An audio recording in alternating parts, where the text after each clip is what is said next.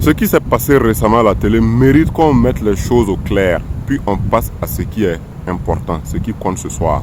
Une vidéo qui circule montre une personne sur un plateau dire qu'elle n'aime pas les Burkinabés.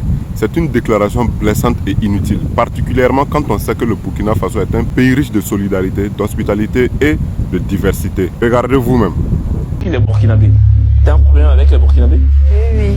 Pourquoi? Quoi? Non, moi je suis chrétienne au fait. Tu es chrétienne. Mais c'est quoi le rapport? Il y a des chrétiens. Non, On écoute. Allons doucement. On se calme, on écoute, voilà. C'est pas ça, mais je sais pas pourquoi, mais j'aime pas les Burkinabés. Tu sais que ça, quand même, c'est lourd de le dire. Honnêtement, encore plus à la télévision. À tous ceux qui pensent de cette manière, on ne réduit pas un peuple à une phrase. On ne juge pas un pays à un moment médiatique. Et on ne grandit jamais en rabaissant les autres. Les Burkinabés sont dignes, travailleurs et fiers de leur culture et de leur histoire.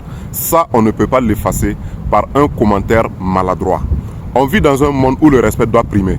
Tu peux ne pas connaître un pays, mais apprendre, comprendre et respecter, ça ne coûte rien.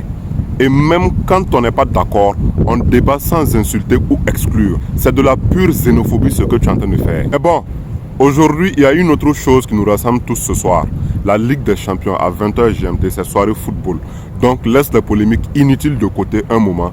Prépare la télé, la passion et place au spectacle.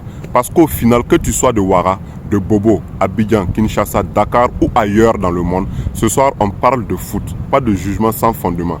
Allez, focus sur la Ligue des Champions. Mais attendez, je dois quand même présenter des excuses publiques. Pardon aux équipes qui sont actuellement entre la 8e et la 3e place de la Champions League. Vraiment pardon. Parce que le Barça arrive et quelqu'un va devoir descendre du bus du top 8. Voilà. C'est pas personnel, hein. C'est pas contre vous. C'est juste que c'est une opération de maintien de la dignité catalane. Donc si ton club est tout là-haut, regarde derrière toi ce soir parce qu'il y a un Barça qui respire fort dans ton cou.